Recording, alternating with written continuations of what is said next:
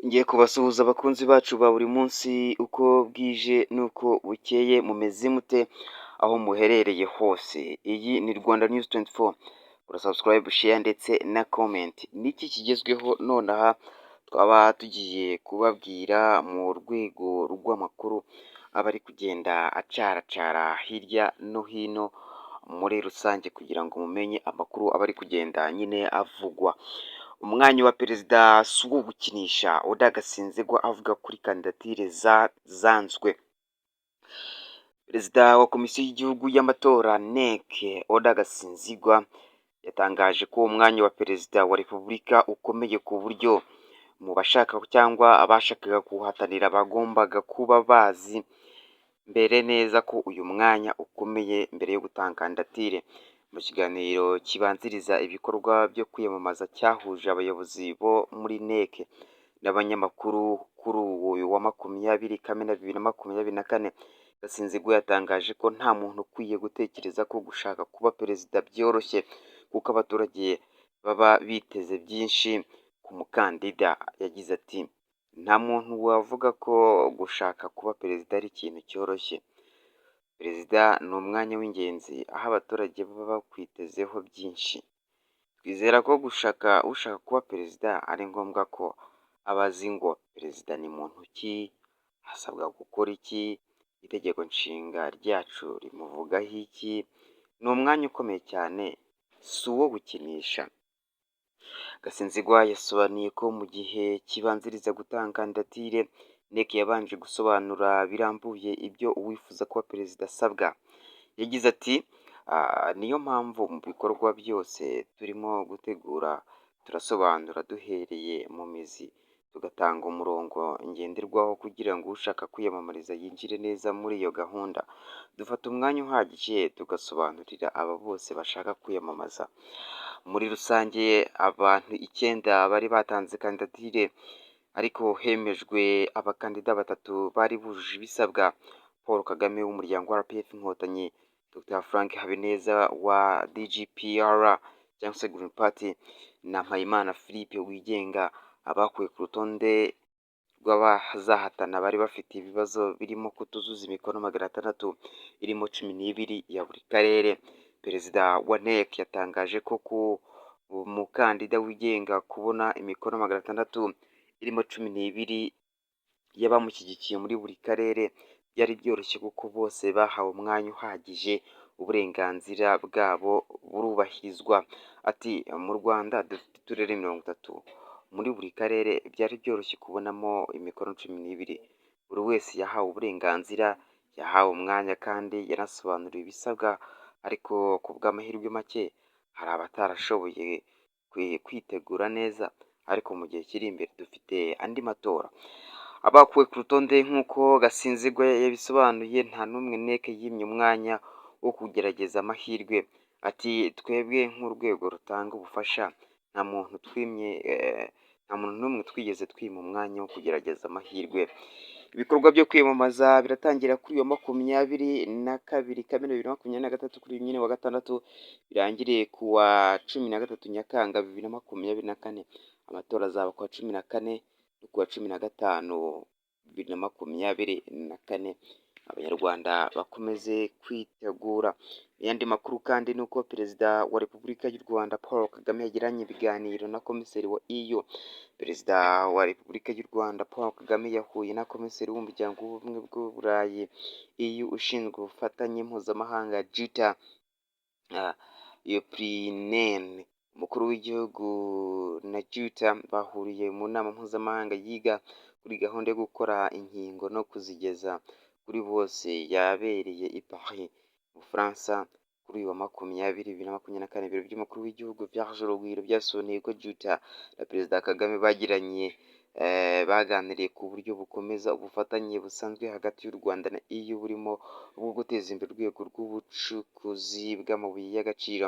Byasobanuye kandi ko baganiriye ku bibazo byugarije isi no ku buryo bushya bw'ubufatanye bushyira imbere ubwigenge n'ubufatanye byugarira buri ruhande byarira buri ruhande inyungu.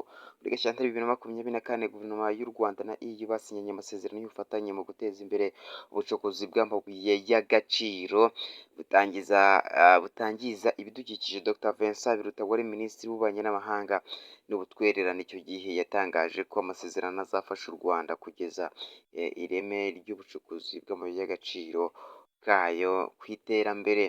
EU kandi isanzwe ishyigikira u Rwanda muri gahunda zitandukanye zirimo izo kubungabunga amahoro n'umutekano. Mu Ukuboza 2022 no muri Werurwe 2024 yahaye iki gihugu igiteranyo cya miliyoni 20 z'amayero yo gufasha ingabo zarwo kurwanya iterabwoba muri Mozambique, riteganya guha izindi miliyoni 20 u Rwanda. Perezida wa Komisiyo ya EU Ursula von der Leyen tariki ya 18 Ukuboza 2023 yatangaje ko kuwa kuva muri 2021 ubwo uyu muryango watangizaga umushinga wa Global Gateway wo gushyigikira ibihugu biri mu nzira y'iterambere umaze guha u Rwanda miliyoni 900 z'amayero. Uwo munsi Ursula von der Leyen wari kumwe na Perezida Paul Kagame yari amaze gukurikirana isinywa ry'amasezerano ya EU yahayemo u Rwanda miliyoni 40 z'amayero zo gurufasha gutunganyiriza mu nganda ibikoresho by'ubuvuzi no kugerageza imbaraga urwego rw'ubuvuzi muri rusange kugenda barwongerera imbaraga. Ni mu gihe ayo makuru ari kuvugwa, Perezida Paul Kagame yahuye na Faye wa Senegal uteganya kugira uruzinduko mu Rwanda. Baganira iki? Perezida wa Senegal Bassirou Diomaye Faye ateganya gusura u Rwanda mu ruzinduko ruzaba rugamije kunguka ubunararibonye mu mikorere y'inzego z'ubuyobozi muri iki gihugu. Ibiro by'umukuru w'igihugu Village Urugwiro byatangaje aya makuru kuri uyu 20 Kamena 2024 ubwo Perezida Paul Kagame yahuraga na Diomaye Faye mu Bufaransa, aho bombi bitabiriye inama yiga kuri gahunda yo kugeza inkingo hose.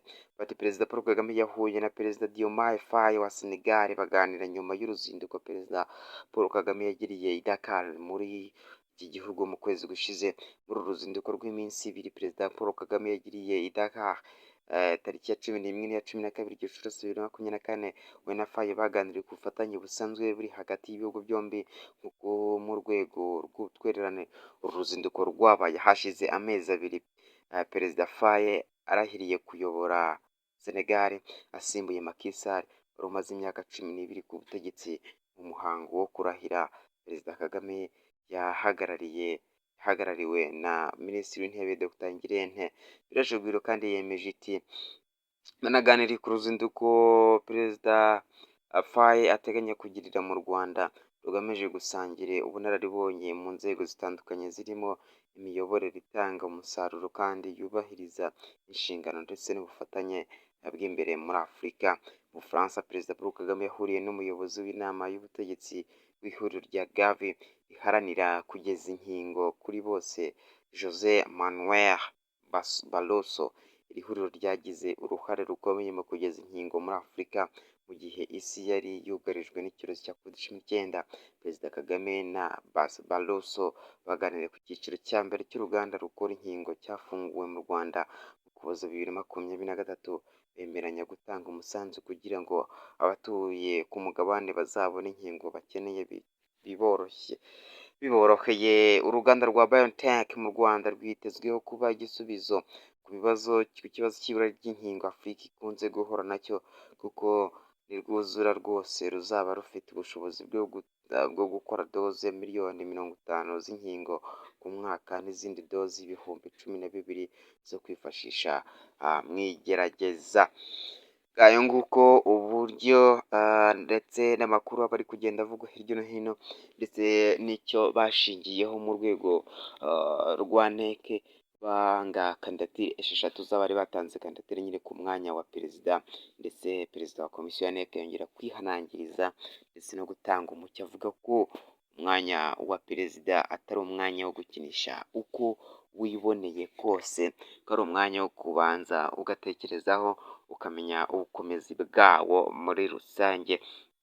Iyo kandi hagarutswe ku nzinduko ndetse n'ibiganiro bitandukanye Perezida Paul Kagame yagiranye n'abantu batandukanye, harimo abayobozi ndetse n'abandi bayobozi b'imiryango itandukanye, mu rwego rwo kongera umubano ndetse n'ubutwererane, ubuhahirane n'imikoranire y'iyo miryango.